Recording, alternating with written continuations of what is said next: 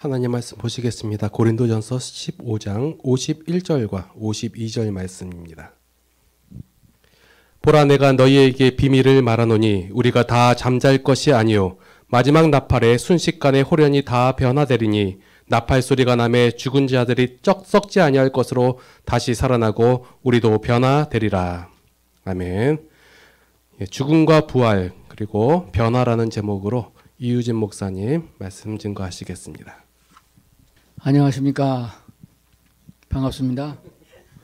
4월 달에는 부활주일이 있는 주일입니다. 그런데 부활절 주일만 부활에 대한 설교를 보통 많이 해요. 그래서 그날 부활절이 도대체 뭔지 해마다 거의 비슷한 내용으로 설교하기 때문에 잘 모르고 지나가는 경우가 많습니다. 그래서 오늘은 좀 다른 각도에서 부활에 대해서 함께 은혜를 나누고자 이렇게 합니다.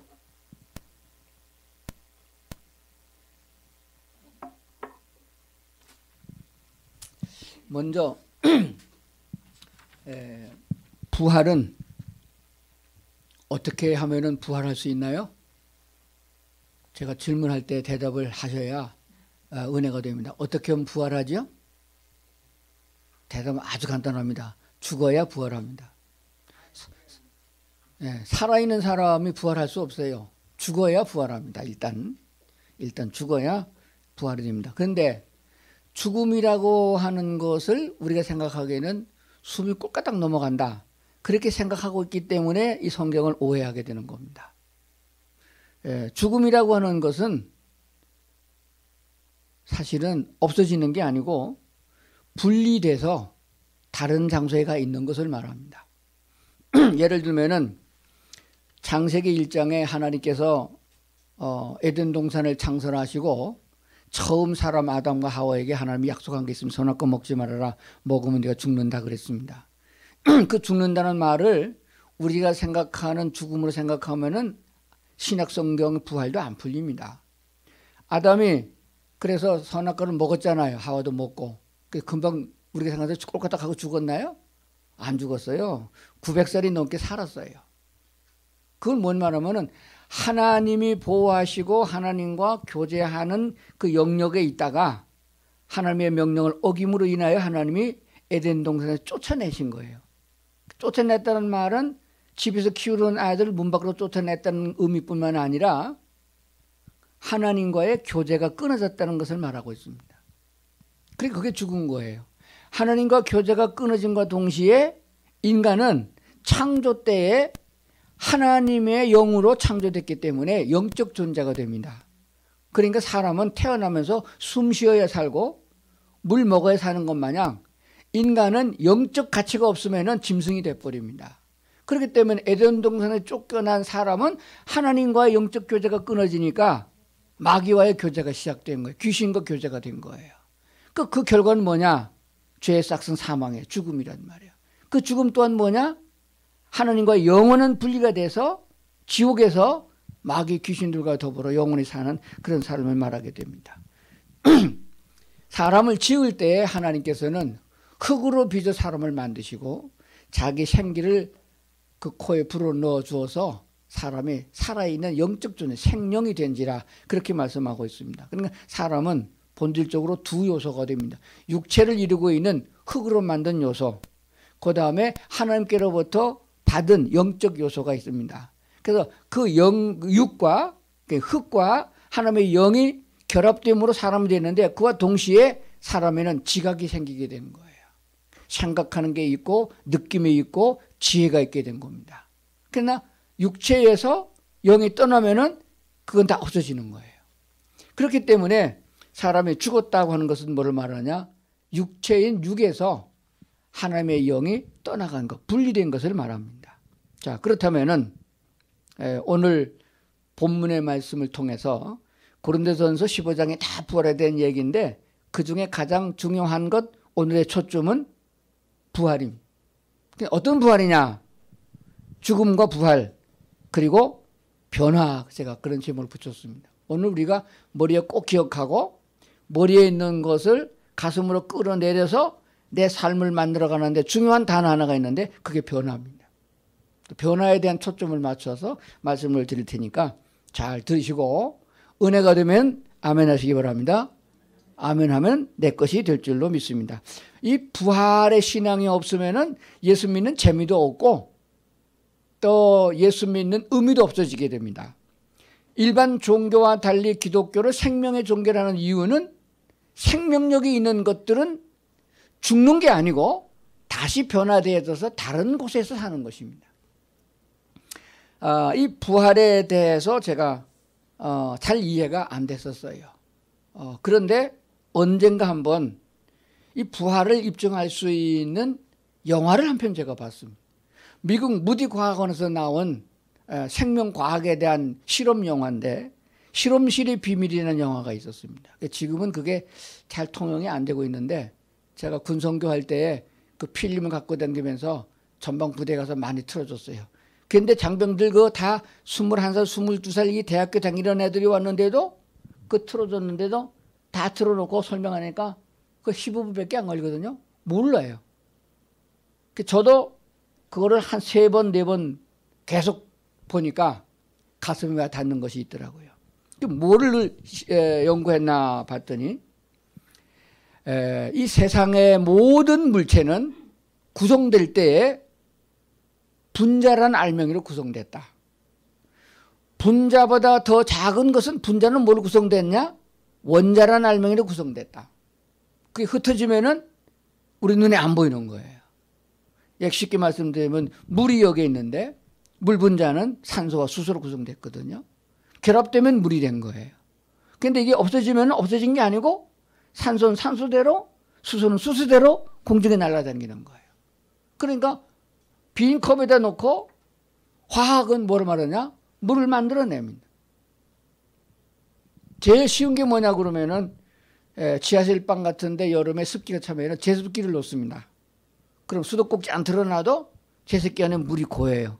그러면 공기 중에 있는 산소와 수소를 결합시켜서 물을 만든 게 아니죠. 그렇게 옮겨 놓은 것이죠.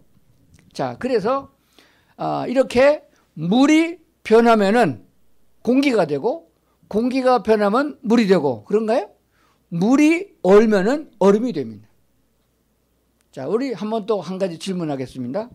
우리가 보통 보여지는 사물들을 3가지로 나눕니다. 고체, 딱딱한 거, 그 다음에 액체, 물 같은 거, 그 다음에 기체. 나는 꼭 무슨 공학 시간에 무슨 설명하는 것 같아요. 제가 원래 신학하기 전에 전자공학을 전공했거든요. 그래서 저는 빨리 이해하는데 성도 잘 이해 못하더라고요. 그러면 물어봅시다. 기체하고 액체하고 고체하고 어느 것이 제일 간단할까요? 보통 상식의 머리는 딱딱한 거, 쇠 붙인 철근, 쇠 붙이, 플라스틱, 독이, 돌멩이 아니에요. 제일 간단한 건 기체입니다. 말이 안 되죠? 이번에 새로운 제가 경험을 하나 했습니다. 양평에 저희 집을 지으면서 다 완공하고 뒤에 창고를 지내라고 샌드위치 판넬로 100mm짜리 두 군데다가 지었어요. 그리고 그 쪼가리가 많이 남았어요. 그걸 쓰레기를 치워야 되는데 치울 방법이 없어요. 그거는 시골이라 가지고 스티로폼 모아놓아도 안 가져가는 동네예요. 그래서 고민했더니 어떤 분이 가르쳐 주더라고요. 목사님 이거 도치람 부르다가 이렇게 녹이세요. 그래서 밖에 있는 철판은 뜯어서 놓으면은 고물장사가 가져갑니다. 스티로폼만 남았어요. 자, 여기서부터 여기 끝까지 100mm짜리 스티로폼이 있다고 칩시다. 그거 태우지 말고 녹이면은 부피가 얼마나 될까요? 상상해 보셨어요? 그 돛지람불 켜가지고 이렇게 하니까 안 타고 녹아요. 신기하더라고요. 살살 하니까 다 녹아요. 이렇게 물이 돼요. 이 정도 부피를 다 녹이니까 손에 쥘 수 있는 뒷바구니 하나밖에 안 나옵니다. 그거 더 녹이면은 요만큼 된다고 그래요. 더 녹이면 없어진다고 그래요.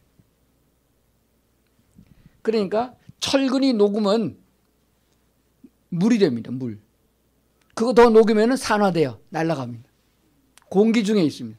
철근도 공기 중에 있고 벽돌도 공기 중에 있고 물도 공기 중에 있고, 그래서 원자폭탄은 공기의 마찰과 분해를 통해서 폭파시키는 굉장한 폭발력을 갖고 있는 위력을 발휘하게 되는 것입니다. 제가 이 말씀을 왜 드리냐고 했더니 이것을 변화라고 한다. 바꿔진다. 그러므로 우리 육체가 어떻게 죽은 자 가운데서 다시 살아나느냐라고 하는 질문에 대해서 오늘 성경은 그렇게 말씀하고 있습니다. 보라, 내가 너에게 비밀을 말한다. 비밀은 아무나 아는 것이 비밀이 아닙니다. 그렇다고 아무도 모르면 그것도 비밀이 아닙니다. 특별한 사람에게 아는 것이 비밀입니다. 군대에서는 암호라는 것이 있습니다. 그건 자기네끼리만 알아야지 적군이 알으면 안 되는 겁니다. 그 비밀입니다. 자, 이 성경에서 내가 여러분에게 비밀을 말한다. 우리가 다 잠잘 것이 아니오 그랬습니다. 여기서 잠잔다는 말은 죽은 자를 말합니다. 15장 6절에 한번 보겠습니다. 15장 6절. 그 후에 500여 형제에게 일시 보이셨나니 그 중에 지금까지 대다수는 살아있고 어떤 사람은 잠들었으며, 이 잠들었다는 말은 죽었다는 말입니다. 아무나 이 단어를 사용하는 게 아닙니다. 예수를 구주로 영접하지 아니하고 그리스도를 나의 주로 영접하지 않은 사람은 죽었다고 말합니다. 그런데 예수를 영접하고 죽은 사람은 우리 인간의 말로 죽었다가 안 그러고 잠단다 그렇게 말합니다. 자, 저쪽에 한 5m 전방에 사람이 두 사람이 누워 있습니다. 한 사람은 죽은 사람이고 한 사람은 잠자는 사람이에요. 어떻게 분간하나요? 가보지 않고 이쯤에서 어떻게 말 수 있나요? 죽은 사람과 잠자는 사람의 차이점은 뭐죠? 예? 아니 모른대요. 숨쉬는 소리 안 들리지. 방법이 뭔가요? 누가 살고 누가 죽은 건가요? 제가 뚝섬 침례교에 있을 때 집사 때입니다. 어떤 자매님이 계시는데 젊은 자매님이 계세요. 딸만 셋인가 그런 분이 계시는데 남편이 죽었어요. 어떻게 죽었나 봤더니 전날에 술 잔뜩 먹고 늦게 들어와가지고 그래가지고 잠결에 비몽사몽간에 여자가 깨가지고 이제 와서 빨리 자. 그러니까 한 이불 속에 껴안고 잤어요. 그런데 아침에 일어나서 해장국 끓이고 들어오니까 죽었어요. 의사가 와서 검진해 보니까 죽은 시간이 새벽 3시예요. 그러면 죽은 사람을 끌어안고 3시부터 4시, 5시, 6시 3시간 동안 더 잔 거예요.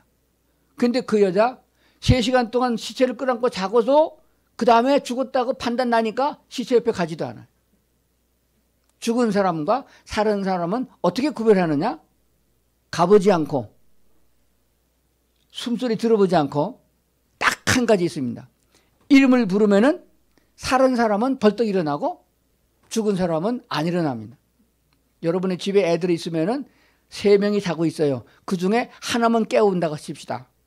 흔들어 깨우다 보면 옆에 있는 분 깰 수 있어요. 참 시험해보면 딱 들어맞습니다.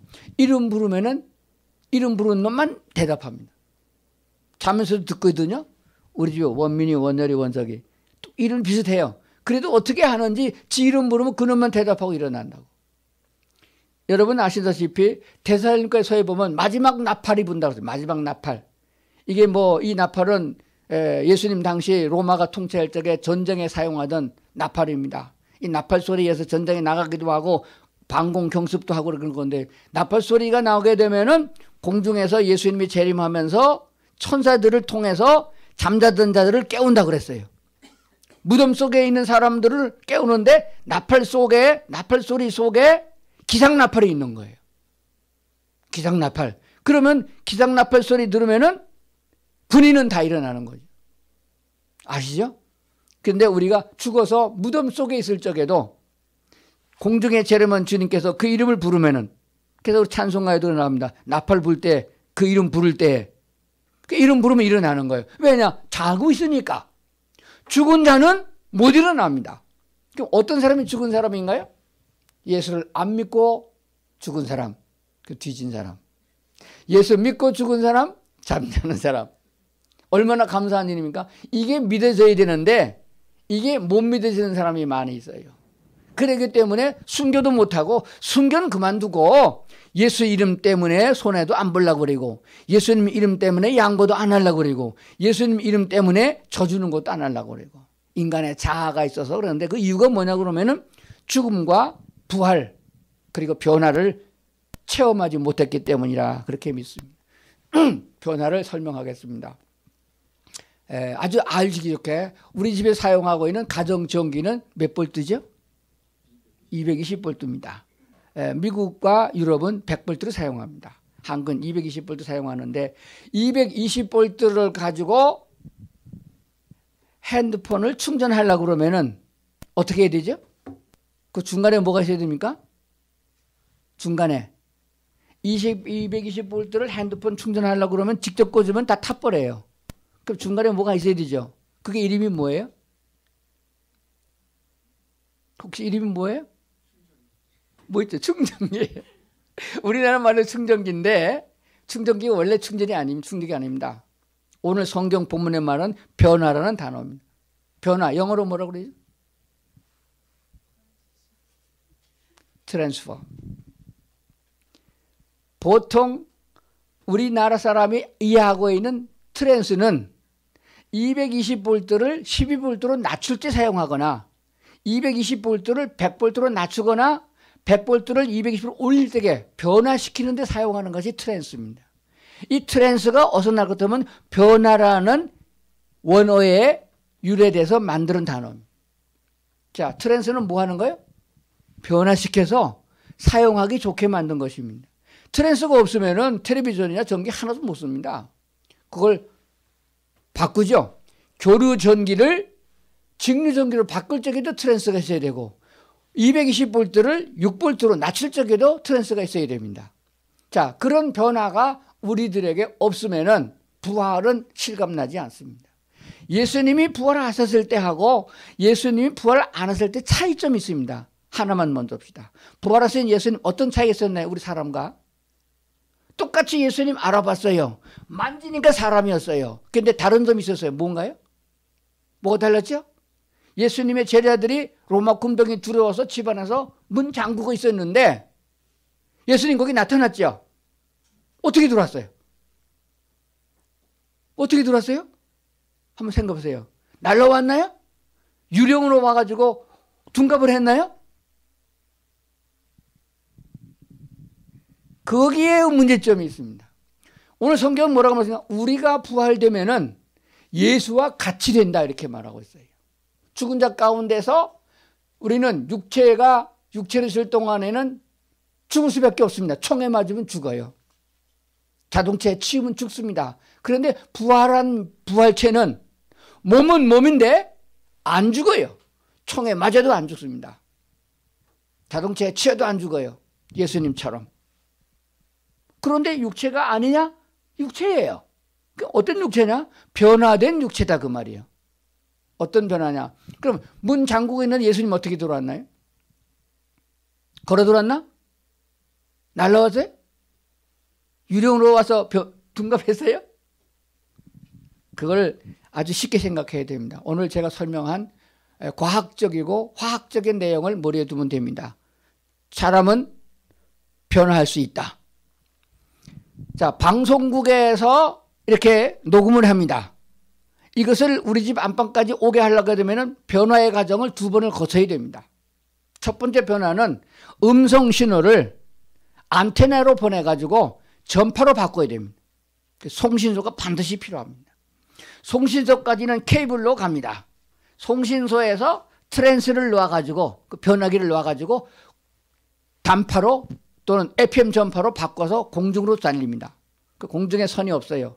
우리 집에 텔레비전까지 오게 되면 하나의 트랜스가 또 있어야 됩니다. 전파를 육체의 음성으로 전류 음성으로 바꾸는 트랜스가 필요합니다. 그러면은 그게 스피커를 통해서 소리가 나오고 화면에 그림이 나옵니다. 그게 변화예요. 근데 이 변화 과정이 좀 시차가 있습니다. 근데 하나님이 하시는 변화는 시차가 없어요. 오늘 그 주보에 보니까 주보 한번 보세요. 주보에 보니까 성경을 여러 가지 성경으로 써놨어요. 그 중에 제가 제일 마음에 드는 게 공동번역이에요. 공동번역 한번 봅시다. 내가 이제 심오한 진리 하나를 말씀드리겠습니다. 우리는 죽지 않고 모두 변화할 것입니다. 마지막 나팔 소리가 울릴 때에 순식간에 눈 깜빡할 사이도 없이 죽은 이들은 불멸의 몸으로 살아나고 우리는 모두 변화할 것입니다. 근데 다른 세번역이나 현대인의 성경이나 쉬운 성경이나 보면은 눈 깜빡할 사이에 그랬는데 공동번역은 어떠세요? 눈 깜빡할 사이도 없이 변한다 이거요. 눈 감았다 뜨는 건 몇 초 걸려요? 아무리 빨래도 1초는 걸릴 것 같아요. 1초도 안 걸린다 그 뜻입니다. 누가 하면은?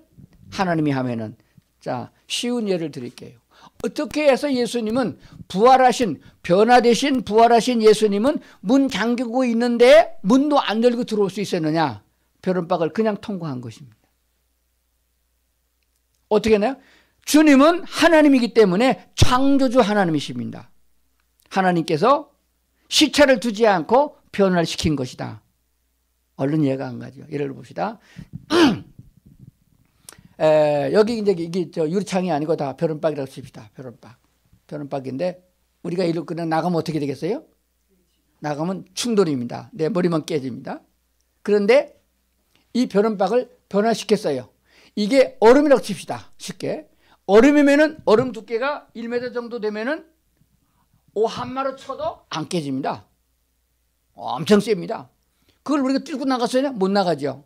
그런데 얼음으로 되어 있는 벼른박을 변화시켜서 물로 만들고 다시 한 번 더 변화시켜서 기체로 만들어 놨습니다. 그러면 내가 그냥 나갈 수 있습니다.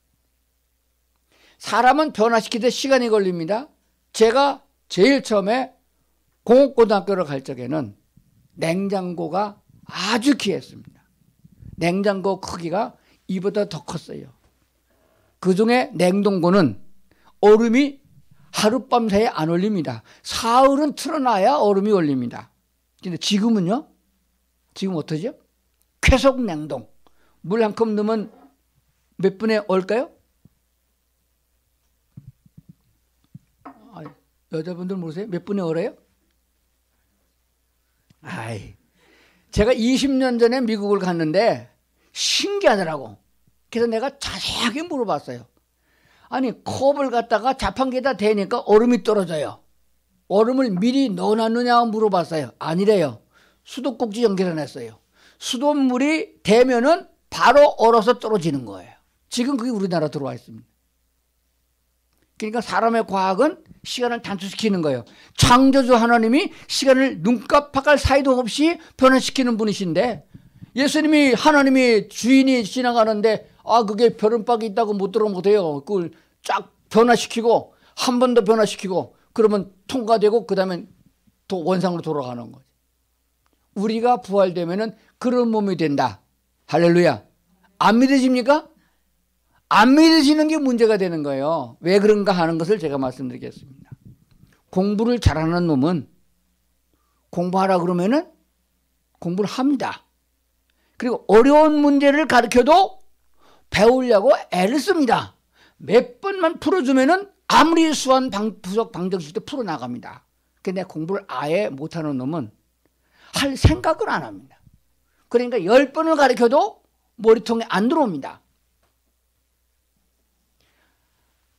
클래스 자기 반 학생 수가 40명인데 거기서 꼴찌에서 2등 한 놈은 시험 통지표 들고 집에 올 때 어떻게 들어와요?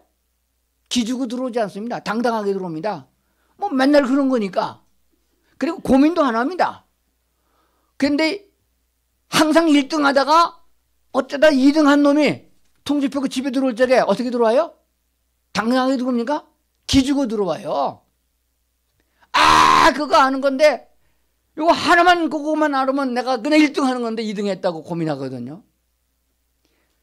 예수 그리스도를 구주로 영접하고 주의 뜻대로 살고자 마음먹은 사람은 설교할 적에 신앙생활 잘해. 오늘 쇠동두님께 다짐. 그거 해도 잘하려고 애를 씁니다. 근데 아예 하나님하고 관계도 없고 그냥 그 종교 삼아 그냥 교회 나가는 놈들은 행함에 대한 설교하게 되면 그건 목사 니나 할 일이지 나하고는 관계없다고 그럽니다. 11조하라고 그러면요. 그건 뭐 목사 먹으려고 그런 거지 내가 왜 하냐고 그래요. 할 생각을 안 해요. 하나님의 은혜를 체험한 사람, 믿음으로 사는 사람은 어떤 하나님의 말씀을 주더라도 지금은 내가 못할지라도 기도합니다. 교회를 하나 새로 건축해야 되는데 한 100억 든다고 그럽니다. 그런데 믿음이 있는 사람은 그럽니다. 주여 나도 그 중에 한 몫을 담당하게 주께서 내게도 재물을 주시고 은혜 주시고 믿음 주길 바라는 기도한다고. 기도하면 기도한 것처럼 되거든요. 그러니까 할 생각을 안 하는 사람은 어떤 사람이냐? 하나님과 관계가 없는 사람이다 하는 것입니다. 부활은 물질적인 것을 초월해서 영적인 것으로 우리 그리스도인들에게 최상의 모습들이 이어집니다. 여기서 우리가 분명한 사실 하나 알아야 됩니다. 오늘 고린도서 15장에 보면은 예수란 단어가 안 나옵니다. 무슨 단어가 나오면 그리스도라는 단어만 나옵니다. 볼까요? 자, 15장 12절부터 봅시다. 그리스도께서 죽은 자 가운데서 그랬죠? 그 다음에 14절 그리스도께서 그 다음에 15절 하나님이 그리스도를 다시 살리셨다고 증언하셨습니다. 16절 그리스도도 다시 살아나시라. 17절 그리스도께서 예수란 단어가 없고 다 그리스도란 단어만 나옵니다. 그 이유가 뭔지 아세요? 요한복음 20장 31절 오직 이것을 기록하면 예수께서 그리스도이심을 믿게 하려 하며 그 이름을 힘입어서 영생을 얻게 하려 함이라. 성경을 쓴 목적이 예수는 그리스도이기 때문인 것입니다. 그리스도는 메시아입니다. 하나님께서 죄악 가운데 빠진 노아 홍수 이후에 한 사람도 빠짐없이 죄에 매여서 의인은 있는가 본 적 하나도 없다. 이 죄에 빠진 사람들을 다 멸망시켜야 되는 하나님의 심판을 놔두고 하나님께서는 하나의 빛을 주셨습니다. 구원의 빛이요. 그러면 내가 메시아를 너에게 보내리라.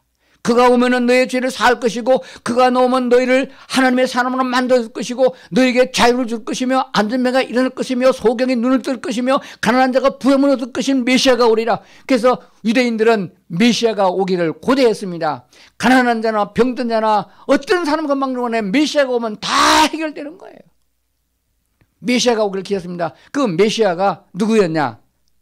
침례 요한이냐? 아닙니다. 침례 요한은 주에 오신 메시아를 예비하는 자였습니다. 바로 예수님이 메시아 곧 그리스도였음을 분명히 하고 있습니다. 그러므로 바울은 이 부활에 대해서 말씀하실 적에 첫 번째 부활하신 예수 그리스도를 말할 적에 뭐라고 말했느냐?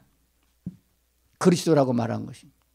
그러므로 예수는 그리스도임을 믿고 먼저 듣고 예수는 곧 하나님이 보내시겠다고 하는 그리스도 메시아임을 믿고 그분을 나의 주인으로 받아들여서 마태복음 16장 16절에 시몬 베드로의 고백이 나옵니다. 주는 그리스도시요 살아계신 하나님의 아들심을 내가 믿습니다.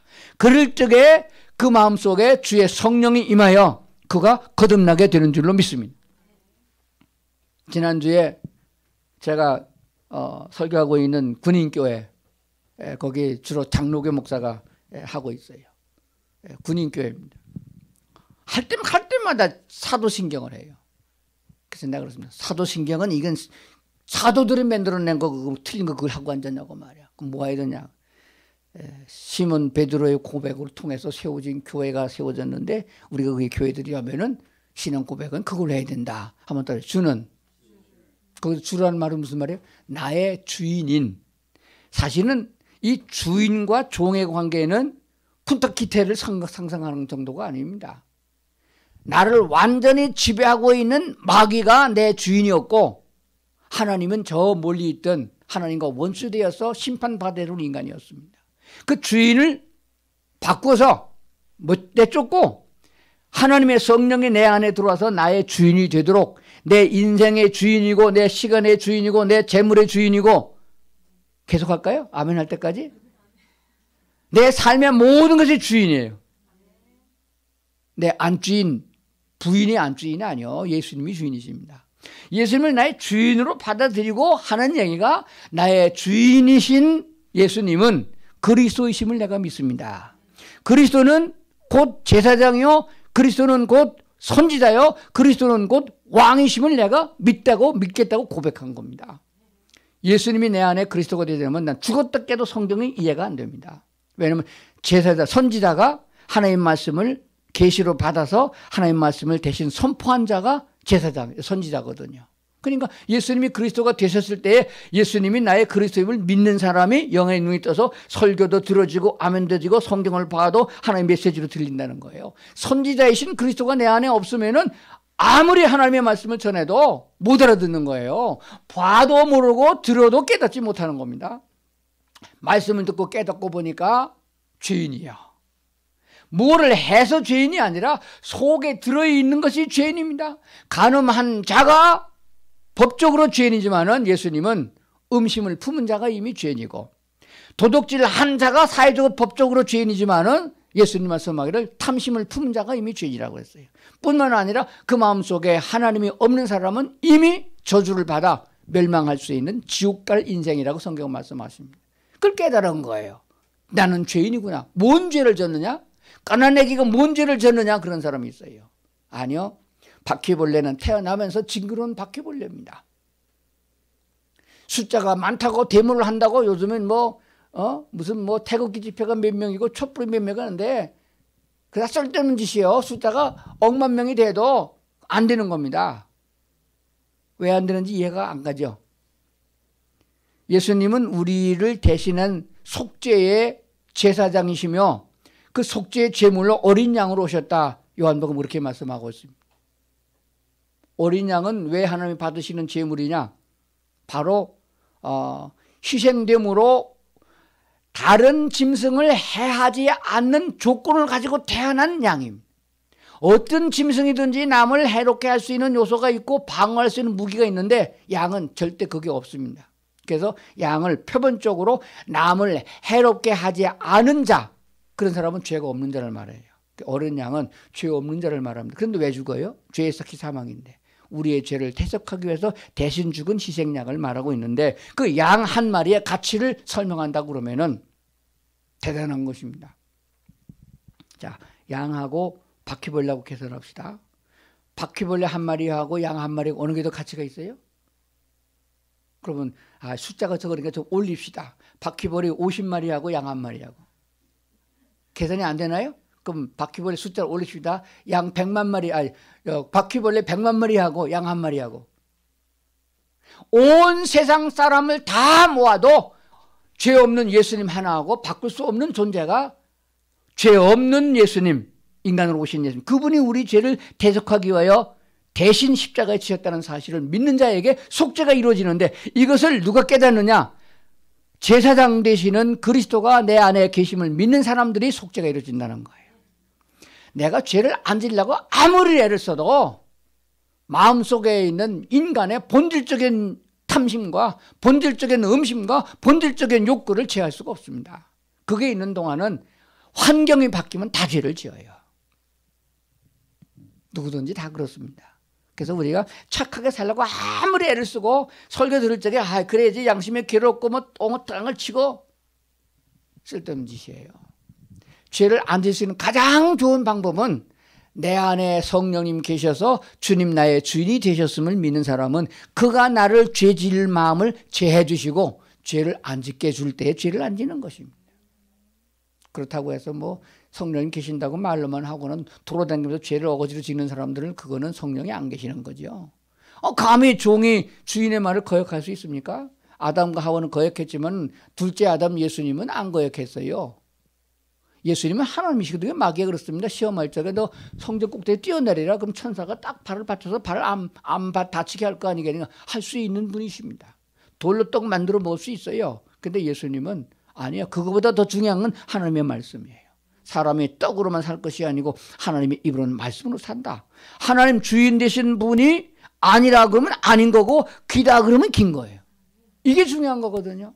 그게 종의 자세입니다. 그러니까 예수님은 십자가를 지러 가기 전날에 이마에서 흐르는 땅이 핏방울이 되도록 고민스러워서 같은 기도를 할 수 있으면 잔을 옮겨 주옵소서. 이 말은 십자가를 지지 않고 죽는 방법은 없습니까? 왜? 십자가는 너무 고통스러우니까. 인간적인 모습에서 하나님 주의 말씀을 순종하겠습니다마는 십자가 이 짐을 옮겨달라고 요청했으나 주님은 대답을 안 했어요. 하나님 대답 안 했어요.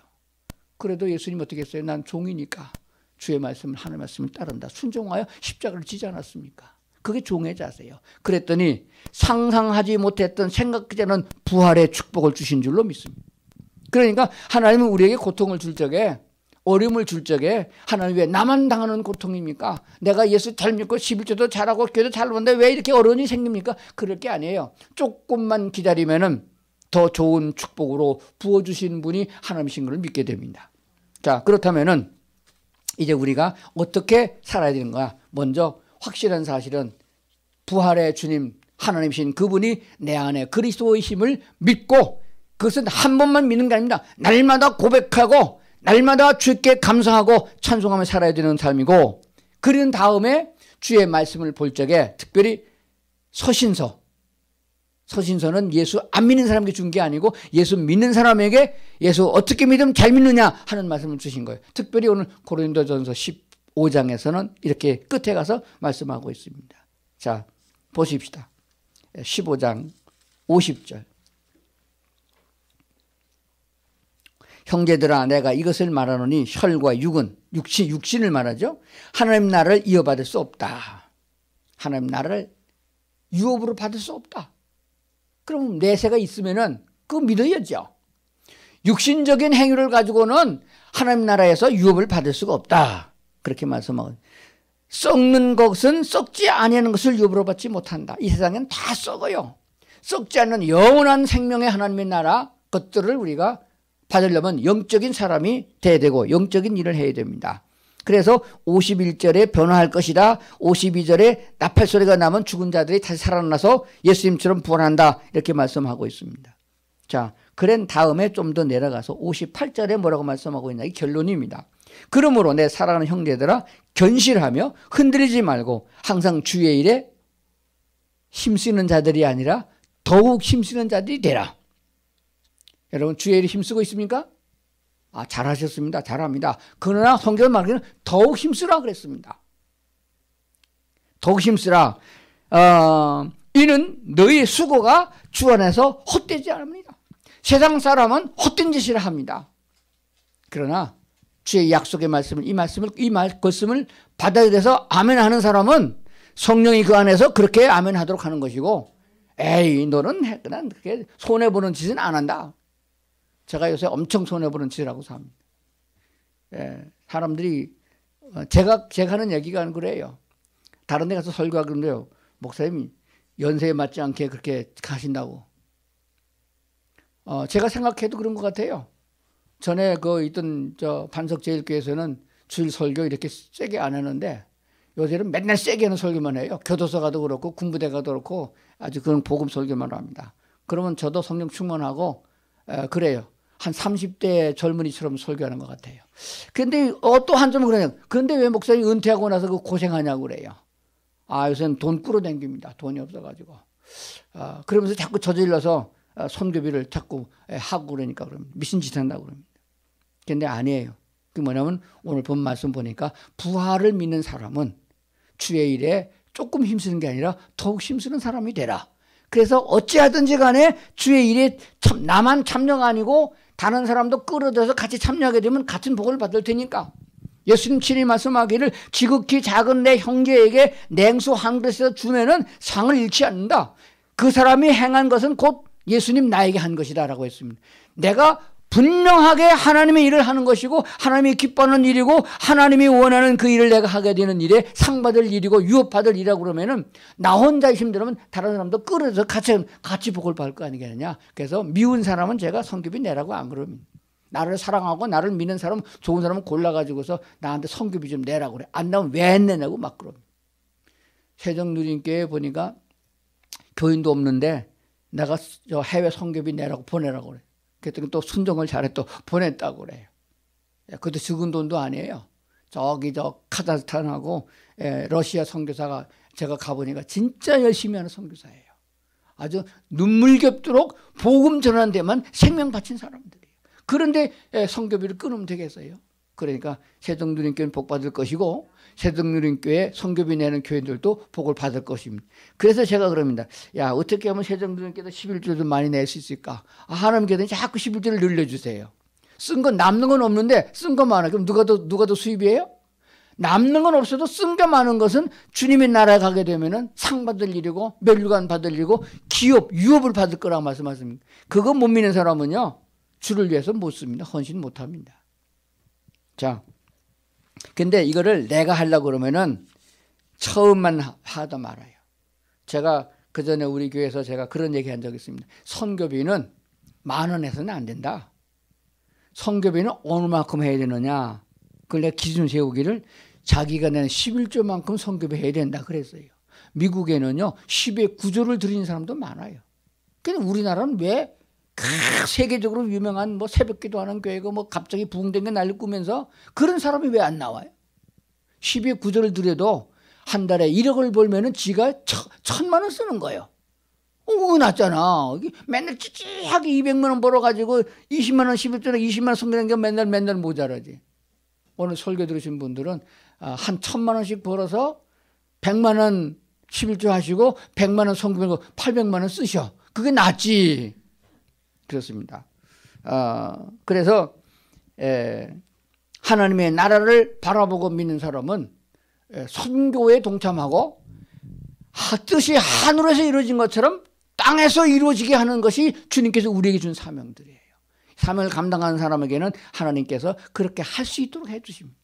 그래서 11조만큼 선교만 하자 그렇게 열심히 선교를 했더니 감동받았어요. 몇 사람이. 그 다음 달에 보니까 그렇게 한 사람이 있더라고.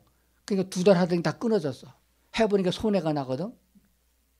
그거 아무나 못하는 거 믿음이 돼야 되는 겁니다. 그런데 오늘 성경을 자세히 보니까 고린도 15장 57절에 보니까 이 원리가 나와 있더라고. 57절. 57절을 하고 58절을 한 거예요. 제가 58절을 먼저 읽었어요. 주 안에서 헛되지 않는다라고 했는데 그럼 어떻게 할 수 있느냐. 57절 우리 주 예수 그리스도로 말미암아. 누구로 말미암아? 예수 그리스도로 말미암아 우리에게 승리를 주시는 하나님께 감사한다. 승리하게 한다. 영적 전쟁에 승리하게 하고 마귀의 싸움에 이기게 하고 경제적인 면에도 이기게 하시고 질병과도 이기게 하시고. 저는 이제 제 간증까지 하게 되면은 한 석 달을 설교해도 하루에 5시간 해도 끝이 없어요. 질병도 이기게 하시고 체험하는 사람은 몰라요. 암병 그거 아무 문제가 안 됩니다. 자동차 밖에 다리가 부러지는 거 그거 아무 문제가 안 돼요. 어떤 사람은 그러다고 다리가 부러진 거는 기도하면 안 낫는다고. 그건 안 낫는다고 믿기 때문에 안 바치지. 그래서 부활되면은 어떤 사람은 제일 기뻐할 것 같아요? 부활됐을 적에. 멀쩡한 사람은 안 기뻐합니다.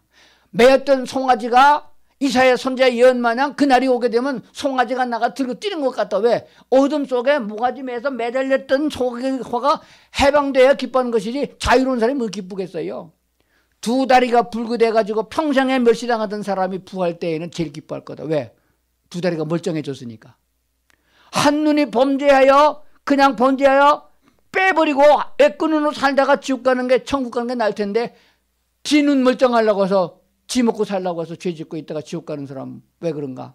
천국 가면은 애꾸는 사람은 멀쩡한 사람으로 되돌아올 것이고 그 안 믿는 사람이 많아요. 80먹은 할머니가 죽으면 80먹은 할머니 부활할 것이라 그건 잘못된 거예요. 예수님이 우리 부활의 첫 열매이십니다. 제가 아주 강조하는 게 있습니다. 33살쯤으로 다 부활한다. 할렐루야.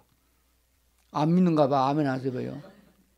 어머니 33살 천으로 태어나면 얼마나 좋겠어요.